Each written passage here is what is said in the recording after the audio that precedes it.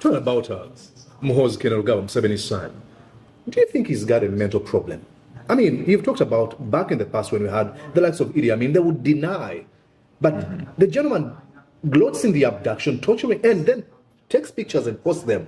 Isn't that a mental problem? Something is fundamentally evil, wrong, grotesque with this man. I'm sorry, I'm not a psychiatrist, a psychologist to diagnose him. What's your conclusion about this man? Mordecai, do you believe in God? Yep, I do. Do you believe in prayer? Yes.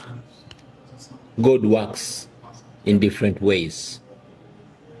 I've said it in the past that for all the pain that Museveni has caused to the people of Uganda, history has dealt him a blow through his son.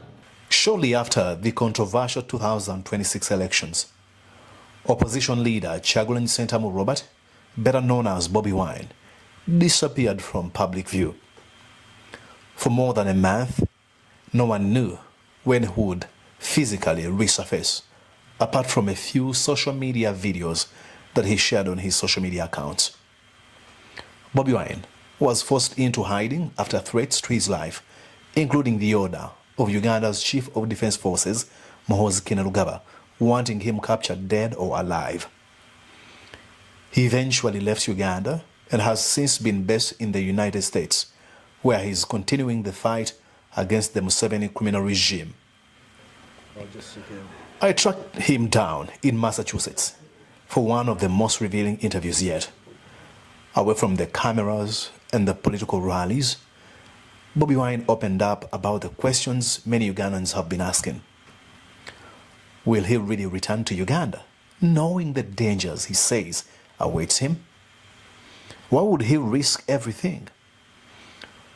Has he lost faith in the Ugandan people after two fiercely contested elections? Would he ever sit across the table from Museveni to negotiate a power-sharing deal? And looking back, does he believe his own capture made mistakes that helped keep Museveni in power? If elections continue to be disputed, to be violent as we've seen, and institutions remain under the influence of the executive, under Museveni and his son and their minions and lackeys and stooges, what is the most realistic constitutional political change we can use in Uganda? Mordecai, what is the single biggest mistake you believe your campaign made and that you would do differently if another election were to be held under similar conditions? And of course, I am still in Boston, the capital of Massachusetts.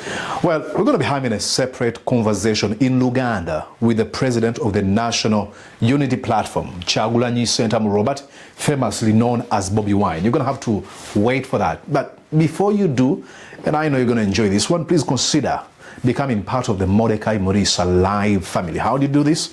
Is by subscription, which is 100% free. Like this video and let us know what you think in the comment section. This is what's going to help us grow Uganda's Voices of Struggle ecosystem. So as you enjoy this one, I hope you join us. All right, yes indeed, Mordecai Murisa here once again. Like I promised you, I've been making this promise that I'll be talking to the man himself, the president of the National Unity Platform, Kyagulanyi Ssentamu Robert, famously known as Bobi Wine. Thank you so much for speaking to Mordecai Murisa. thank you very much for having me, Mordecai. I don't even know where to begin. I mean, only to say thank you so much for your service. I always say that. You say, hey, we shouldn't give you the flowers because, you know, you try to say no, but I'll continue doing it. Thank you so much for, I was here watching, I was in the USA watching the campaigns, what went down. Sometimes I couldn't believe that, you know, we're being treated, not even animals, not even slaves, by our own people.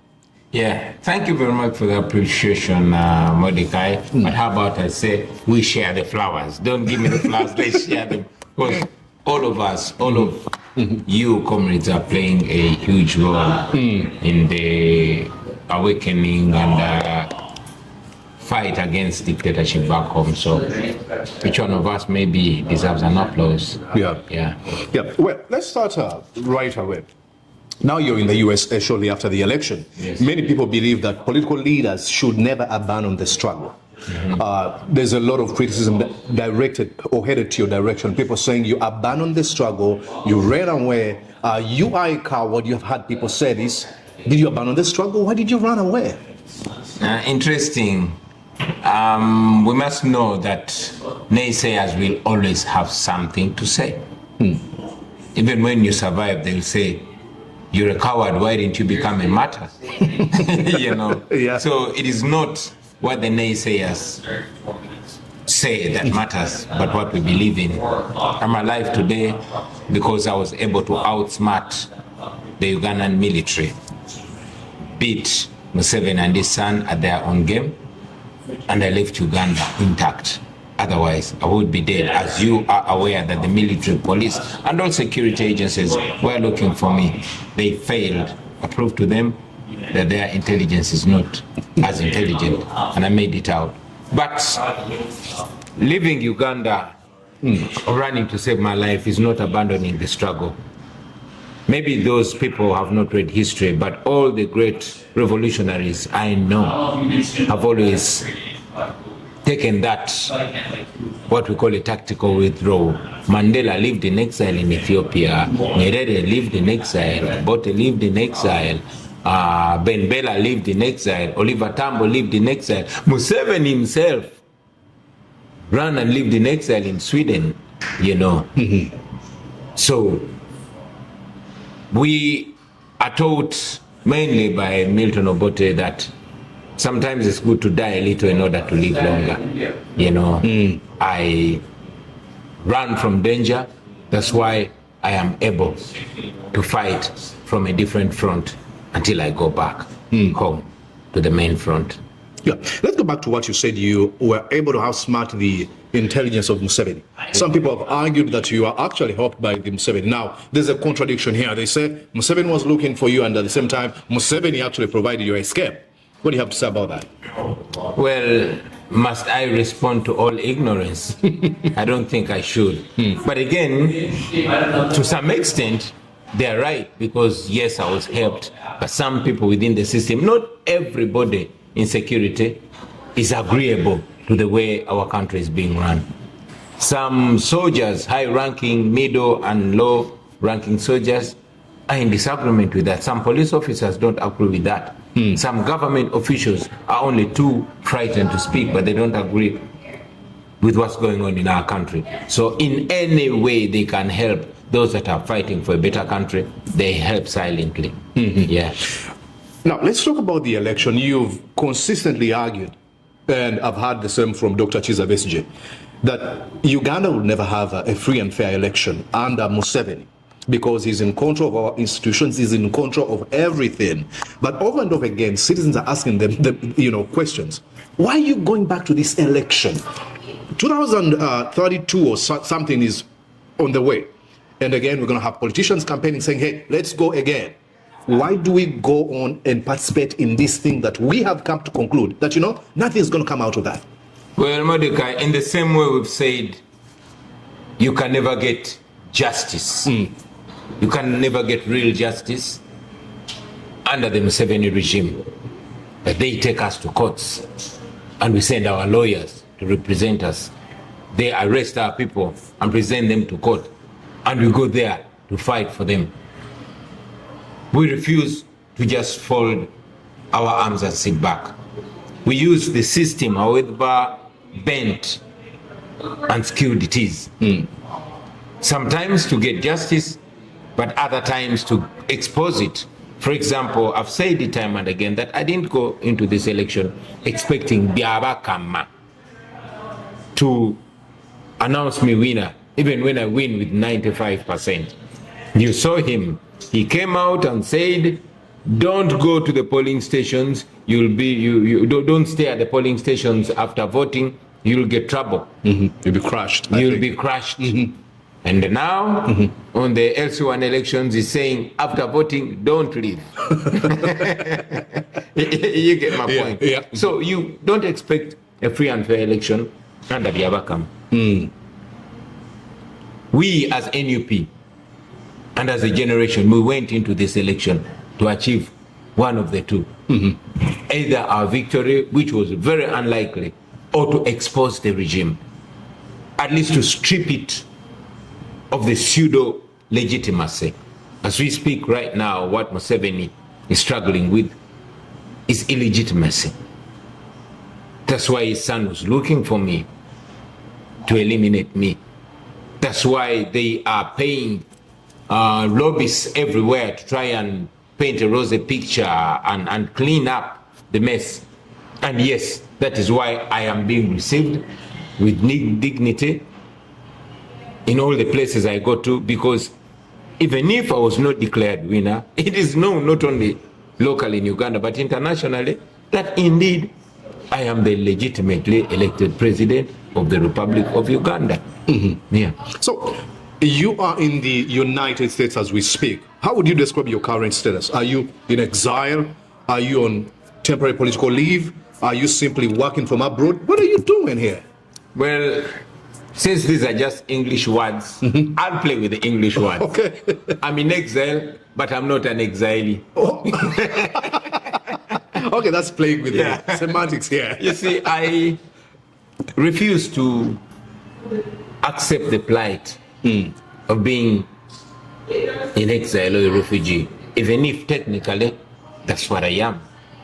I've told my people that I'm on a mission, I'm on a move, and the final destination is going to be Kampala, Uganda. In the foreseeable future, soon or? I'll say sooner than later. Sooner than later. Yeah, I'm not relaxed here. Mm-hmm. I am doing what I need to do. It's another front now, as you are aware that with time Uganda became unlivable.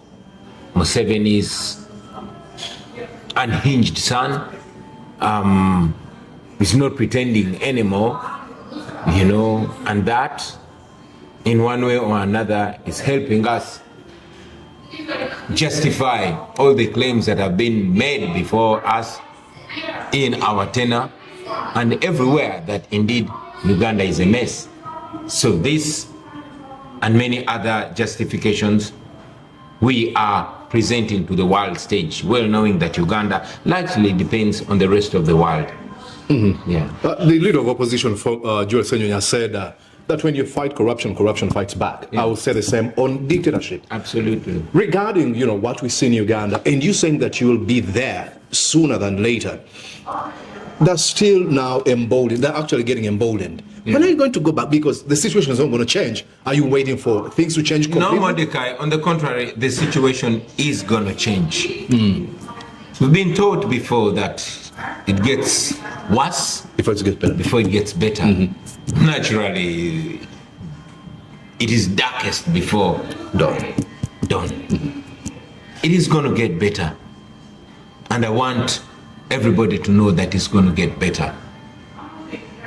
We've been here before, you know. Mm-hmm. The Amin dictatorship was at its most ferocious moment when it was about to break and get dismantled.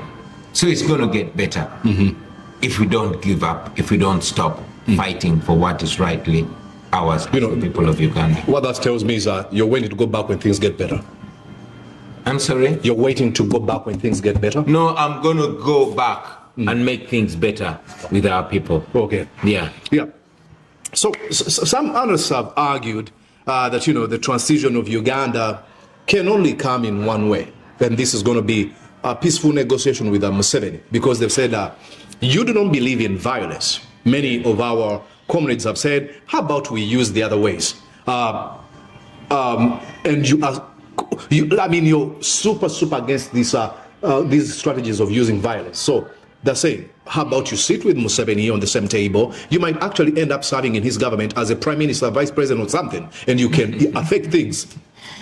I'll tell you that, first and foremost, yes, it's true, we don't believe in violence. We believe in non-violence, because violence has not produced Democrats. Except for only the case of Ghana, the late J.J. Rawlings, but violence has not produced Democrats. It only produces entitled tyrants. So we don't believe in violence. We believe in dialogue, but not the Museveni kind of dialogue. You've seen it time and again that the Museveni kind of dialogue is the co-optive dialogue. It's a transactional dialogue. The how much do you want dialogue? The what can I give you dialogue? We don't believe in that. We believe in transformational and not transactional dialogue. That's why we have refused to go into any secret dialogue with Museveni. It has to be clear, and we've made it very clear, at least as far as I'm concerned. The only conversation that I can be engaged in with Museveni is a public one, and that is aimed at a transition, not a co-optive dialogue. I mean, this is a man that has been in power for 40 years and counting. This is a man that has never honored any agreement. When you read back in history, he's a person that took part in negotiations in Kenya in late 1985. But just a few months later, he went against his own word. So Museveni is not the kind of person whose word is to be taken. Yeah. Your message when you are campaigning encouraged Ugandans to vote, protect their vote, and reclaim it. Yes. Looking back, a few months after those days of campaigns, do you think that message raised more expectations than, realistically it could, or it was perceived? And do you think Ugandans did not stand up for what you told them to, like asking for their vote or protecting it? Do you feel like it's sort of betrayed? It was an awakening message, and I would not call it any betrayal. Betraying who? I have the same right on Uganda as Kabaya and as you. All of us Ugandans have the same belonging and same ownership and same right on Uganda. So whatever we do for ourselves and for each other. And whatever we fail to do, we fail to do on our own peril. And of course each other's peril. Not just me. So sometimes we've done things, sometimes we failed to achieve them. We've said it after 2021, that the struggle for freedom is not a sprint, it's a marathon. We are not where we are supposed to be. We are not where we aimed to be. But Mordecai, we are certainly not where we used to be. There could be baby steps, but we keep moving. Where we don't succeed, we learn, realign, replan, and engage again. Good enough, time is on our side. So we keep putting one foot in front of the other. We are people that were only armed with the truth, facing an adversary that is armed with guns and bombs and tear gas and propaganda, taking on a dictatorship, especially in Uganda, taking on a Museveni dictatorship is taking on UPDF, taking on Uganda Police, taking on Bank of Uganda, taking on all ministries and all institutions of state. But we are still moving. So let us not beat ourselves down because we have not achieved our freedom when we want it. I mean, we wanted it long time ago. But to see that at least we have a massively awakened population, to see that the regime is spending loads of taxpayers' money in Uganda and outside Uganda for its survival, shows you that it is weaker than those fighting to free themselves. Yeah. Let's talk about some of the things that you've been doing here.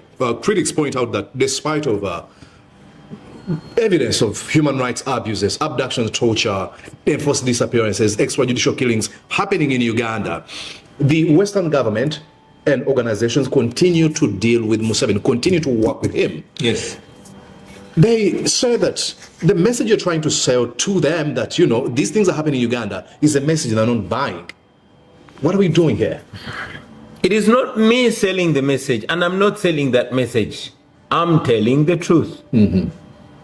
Unfortunately, in the past, the truth was just being smuggled out of Uganda. But now, even the regime is showing the real truth out there. Yes, it is true that Western governments, in many ways, and very unfortunately, they tend to put diplomacy above democracy. They tend to put interests above values. That's why you see sometimes, for example, the United States government tends to put United States interests in the military and critical minerals other than the livelihood of the people of Africa. This is something we fight against. But we must not despair. Some of us that have looked back in history, we remind you that Nelson Mandela, who we all hail, was in 1987 branded a terrorist by the British government.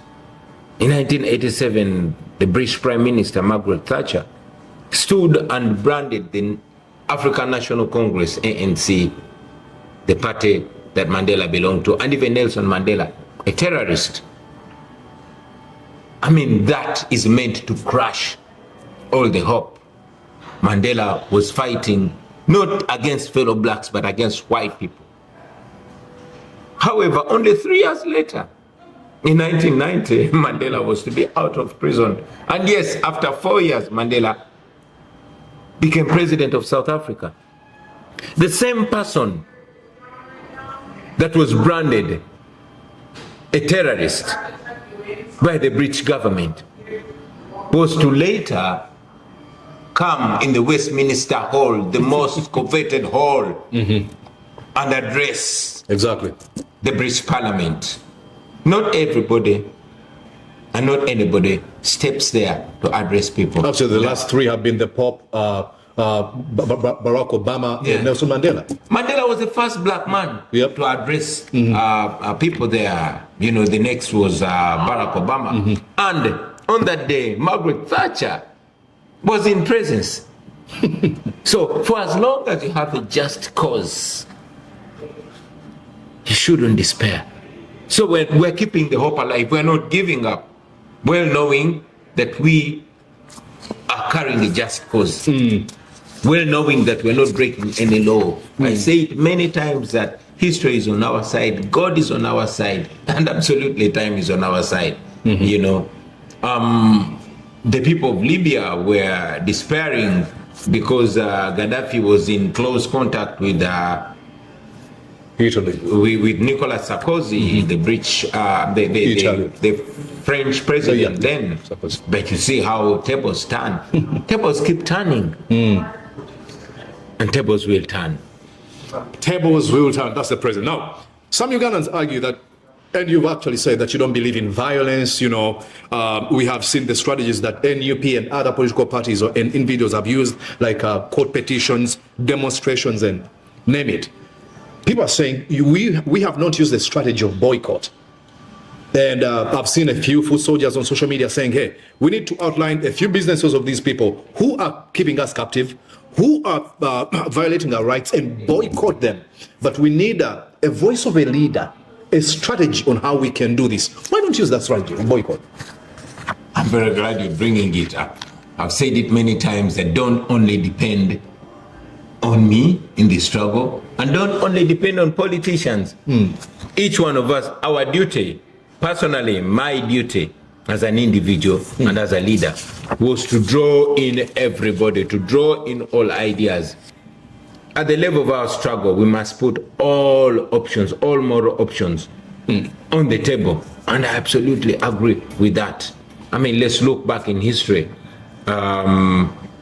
Mandela is the most outstanding freedom fighter that we emulate. And all those strategies were used. As a matter of fact, Mandela also co-opted violence. That's why they established them Konto Wesizwe. I've said it many times that while we as the National Unity Platform disagree with violence, we are slowly but steadily reaching a point where we do not have the moral authority or the nerve to stop the people of Uganda Oh, okay. Now people from say. freeing themselves. Now people say that's a tacit endorsement of violence. When you say we are reaching to that point, what's the foot soldier learning from that statement?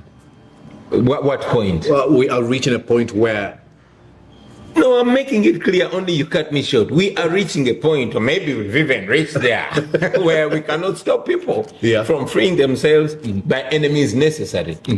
Actually, I did not, I'm not endorsing violence, but again, I'm not blocking any Ugandan from freeing themselves in whichever way.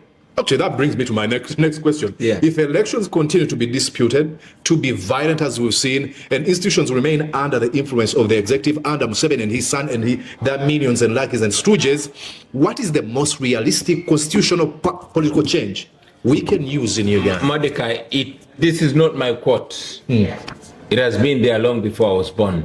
That those who make peaceful change impossible, they make violent revolution inevitable. Yeah. That's not my quote. That's not your quote? Yeah. Okay. Looking back in the last election, Yes. what is the single biggest mistake you believe your campaign made and that you would do differently if another election were to be held under similar conditions?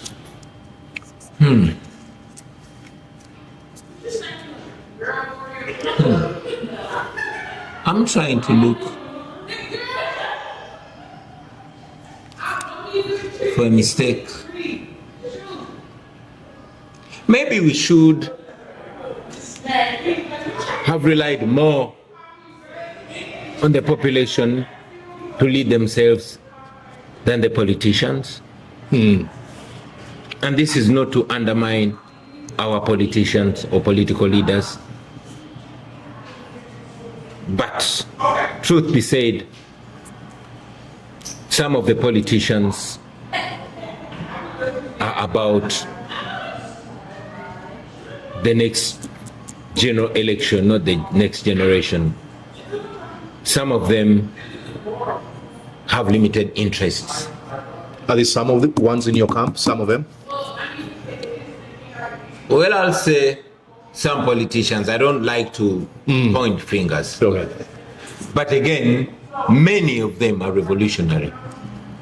But even when they are firmly on the cause, relying only on politicians for leadership limits the cause, because even when they are for change, they are, the Baganda call it Nkokonjeru. Teyekweka Kamonye. They are the white bird that is seen by the ego so easily. The ego in this case is a dictatorship. They are targeted either violently or in terms of bribing. And yet, if we empower the population and stay as amorphous as possible, then the regime doesn't know where to touch. I wouldn't call it a mistake. I mean, I'm a leader of a political party, and we had and still have to have a political platform, because a revolution without political anchoring is but just a bunch of bandits. Even when the regime falls, there needs to be prepared leadership to take over. That's why we have a political party. But I must say, we are much more powerful and much more effective against the regime as a loose political movement. People power. Our power. Yeah. Well, leadership is measured not only by inspiring hope, but also by sharing risk. Some of your supporters were arrested, many injured, others maimed, many lost their jobs and careers, many remain in prison and torture dungeons. After answering your call to mobilize while you are now outside of the country, how do you respond to those who say that some of your supporters paid a heavier price than you did? True. Many of our supporters paid and continue to pay a much heavier price than myself. While the lights are focused on me, many people pay a heavier price. Yasin Kawama died. I'm supposed to be the one who's dead. Frank Senteza died in the struggle. Rita Nabukenya died. Ziggy Wine died. Many others. I'm still alive. Some of them died trying to protect me or trying to protect those that we struggle with. So it's true. Many of them pay a heavier price. I mean, yeah, I was able to escape and leave the country. Honorable Mwanga Chivumbi, up to now, we don't know where he is. The latest we hear, unconfirmed news, is that he's in a military hospital having been tortured so bad. You know, many of my comrades now don't have the privilege of having a visa to leave home. They're in hiding, their lives are completely shattered.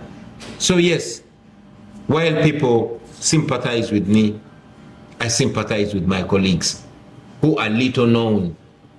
They don't even have the privilege of speaking to a journalist like you and express their pain.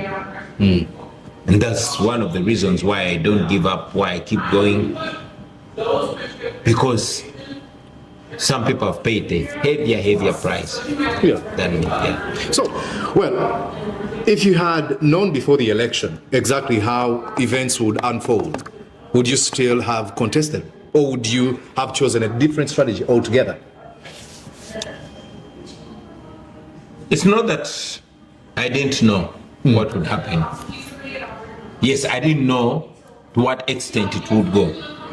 But we largely knew. We've had examples in the past. It didn't start with me. What they've done to me, they've done to Dr. Besigye before, only that to us, it got worse. We've been through an election, a terrible election, which is more or less a military operation in 2021. So we knew. But like I said, we used this election, first of all, to reach out to the people of Uganda. Our strategy was, number one, in 2021, was to awaken the population, because our population was largely disconnected from its politics, especially our young people. So my entry was to inspire a generation and to awaken them and to sensitize them, which we largely achieved in 2021. So for 2026, we wanted to unite the country. That explains why I told our supporters not to hold my picture, but to hold the national flag as a symbol that brings us all together as a nation. And we achieved that. We have a united nation, which nation is being suppressed, but at least they are united in their pain. Now we just need to engage the next gear, which is organizing to make sure we remove this regime with different tactics, different strategies, and from different groupings, not just the political party that I lead. No. Our strategies will differ. Our tactics will differ. Our models will differ, but our agenda is and should continue to be the same. That is complete freedom, that is complete liberty, and that is absolute democracy. Yeah. Looking back at 2021 and 2026, do you think the supporters who believed your campaign promised more than it could realistically deliver? And if so, do you owe them an apology, explanation, or neither? Ask the question again. Yeah, I'm saying if you look at 2021 and 2026, you're not president. That's where we're headed. It's changing things fundamentally. Do you think that some supporters within the National Unity Platform and those who actually who don't identify as NUP, who believe that your campaign promised more than it could realistically deliver? And if so, do you owe them an apology? Do you owe them an explanation, or? I think whoever thinks our promise is more than we can deliver is wrong. What we promise, we can deliver. That is servant leadership. It is not rocket science. It's a question of handing power back to the people. That's not too much to achieve. You know, the services that we need, we have that money, only that money is being stolen. That's not too much to promise. You know, and whoever thinks that we should apologize for standing for what we believe in, then that person has a problem. We don't apologize for believing in what we believe in. We don't apologize for fighting for our freedom. These are our rights given by God and confirmed by the Constitution. We don't apologize to no one for that. No, we don't. Yeah. At what point do you tell your supporters that participating in another election under the same conditions may not be the right strategy? Is there a point? Participating in an election is not the only strategy. We have gone to elections, like we went to an election in Kayunga when Nakwede was running for LC5, where we won on every polling station. But Byabakama declared the person that came third. Should we apologize? No. For that? No. Alex Waiswa Mufumbiro won on every polling station in Nakawa. But they announced some old man who came number 3. Should he apologize for that? No. We do what is right. We do what we believe in as a people. Is doing what is right enough? Maybe. No. Maybe we should do more. But somebody should not regret for doing what is right. Those that came before us did what they could. Dr. Paul Kawanga Semogerere did what he could. He shouldn't apologize for doing what he did. Sebana Chisto, Dr. Kizza Besigye did what they could. Should they apologize for doing what they could just because they did not accomplish the mission? No. We are where we are today because we are standing on the shoulder of those giants that came before us. And maybe our duty, even when we don't succeed yet, but our duty now is to keep that hope alive, is to keep that candle burning, so that the next generation that comes after us also gets inspired. For me, I'm not waiting to celebrate when we win. I celebrate the fact that we refuse to give up. We have not won yet, but at least we've refused to kneel down to our oppressor. That should be victory enough. The black people fought for 400 years. In the USA? In the USA, until they were free. Apartheid went on for numerous generations. Colonialism went on for numerous generations, more than 60 years in Uganda. But it was finally defeated. The Museveni dictatorship has been going for 40 years. Myself and the party that I lead is not even 10 years in the struggle. So we shouldn't beat ourselves down for doing the little that we've done and for contributing what we've contributed so far. We should just not give up. Keep the hope alive. keeping hope alive. Many Ugandans still admire your courage, your commitment, but others, I've seen them on social media, I won't mention names here, they say they no longer want your promises. They want results. If 5 years from now, General Museveni and the political establishment is still Why should I pay attention to those who don't like me when there are those who like me? Some women don't love me. Bobby loves me. Yeah. Why do I care about those who don't love me? So I you don't care about those who think I'm useless. Maybe I think they're useless too. Hello?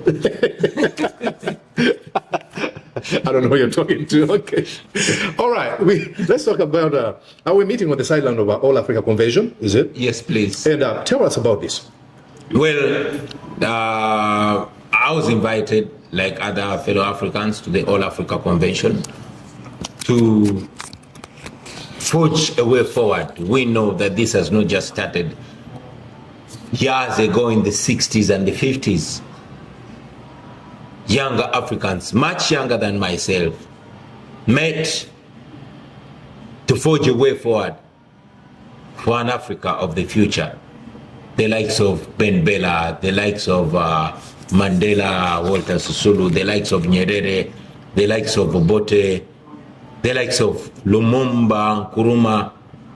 They were young Africans. And they met to forge a way for an Africa that our parents and we, the grandchildren, would inherit. And yes, they achieved what they had to achieve. Now, the major question in that convention, which I will be addressing later on today, is an envisionment, is an imagination. The question is, imagine yourself looking back 20, 30, 40, or 50 years later, if God allows us to live that long. What will our generation have achieved for Africa, for the Africa that we live then? Earlier generations of our, ancestors fought against slavery and they defeated it. The next generation fought against colonialism and they defeated it. Now for us, we are faced with dictatorship. Are we going to defeat it?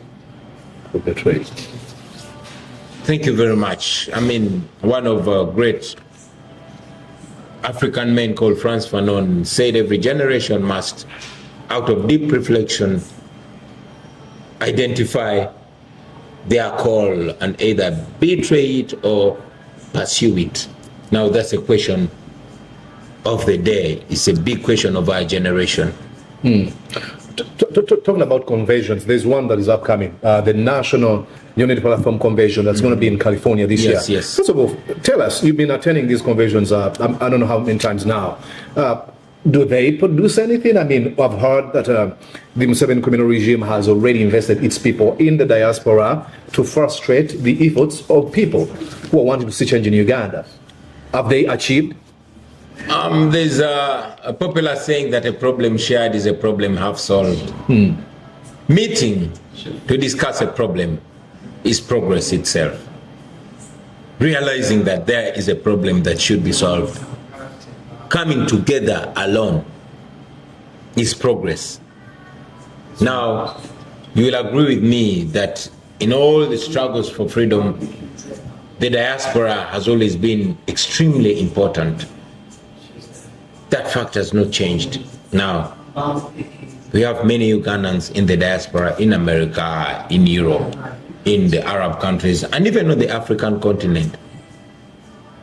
And because it's becoming much, much harder for us to meet home, we meet in the safety of the diaspora to strategize, to plan ways. Your question of whether our engagements in the diaspora have bore fruit,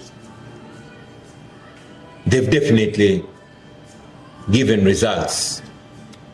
the 2021 election and even the 2026 elections were almost entirely funded by communists in the diaspora. When the regime cut off the funding that our party was receiving, the political prisoners and their families have been sustained by the diaspora. And even those that have escaped danger have been welcomed here in the diaspora, including myself. I'm probably one of the most recent escapees from Uganda. I was received, housed, clothed, fed by comrades in the diaspora. We have had time to reflect and share ideas. And yes, on the 13th to the 17th of next month, August, we're meeting in Los Angeles to cut pendas. What do they say it in English? Okuteme penda. To cut pendas? That's a new one. To strategize on the next steps. And engage another year. Yeah. So he's going to be in California. Do we have some leaders coming from Uganda? We are supposed to have leaders coming from Uganda, including the leader of our parliamentary front, the Right Honorable Joel Ssenyonyi. We had hopes of also being joined by our Secretary General, Deputy Presidents. But you are also aware of the recent travel advisory by the United States government. So we are not sure whether we're going to have those comrades from Uganda, but we are sure that I'm personally going to be there. And I'm going to share my thoughts. And I want to believe that you're going to be there too, and many others. I'll be there. Talking about the leader of opposition as we come to the end of this interview, you have seen now the son of the president, Museveni, Muhoozi Kainerugaba, is targeting Joel Ssenyonyi, wanting to get rid of him from the parliament, from his position actually, leader of opposition. What does this actually mean to you? First, I would like to say we are not defined by any position. I'm supposed to be in State House. I'm in exile.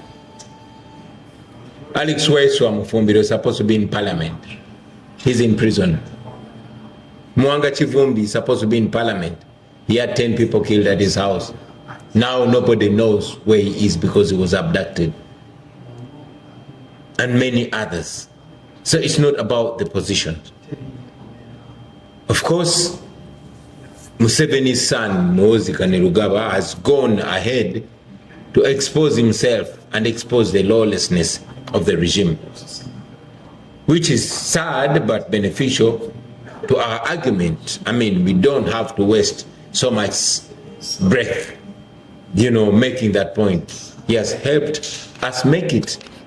Unlike dictators that we are told about, Idi Amin killing people, Muhoozi takes pride in killing people.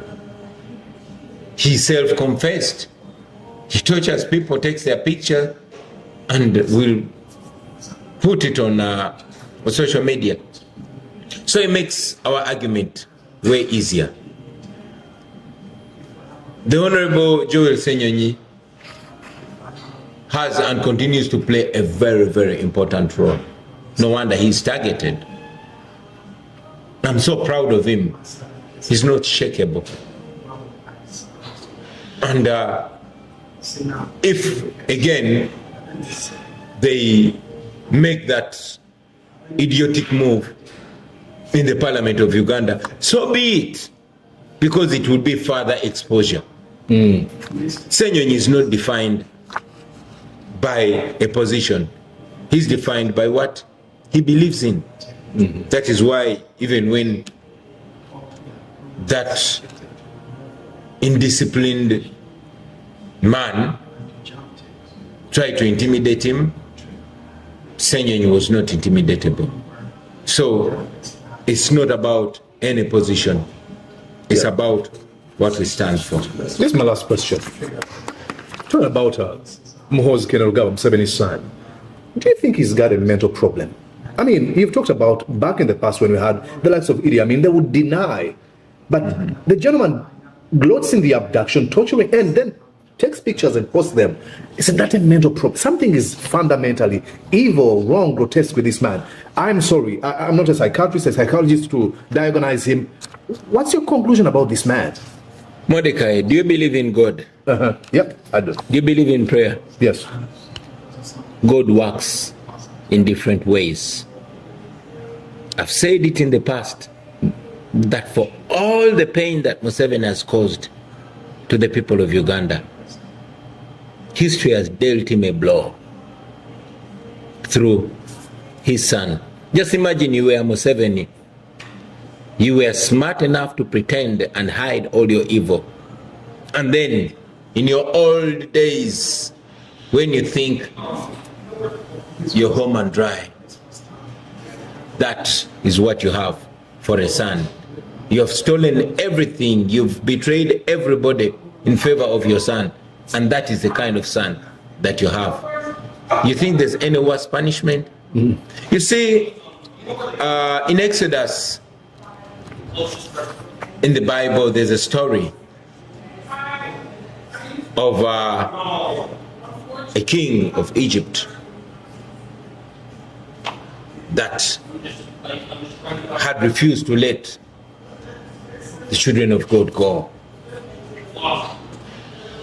That king, the Pharaoh, we are told by the Bible that God put something in his mind and he did the wrong thing. He pressed only the wrong buttons. Only the wrong buttons.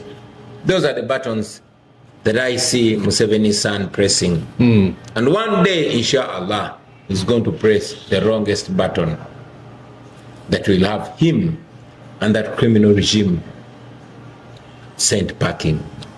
So, whatever Muhoozi is doing, he thinks he's hurting us, but he's doing to his father and to his father's legacy and to himself. Because make no mistake,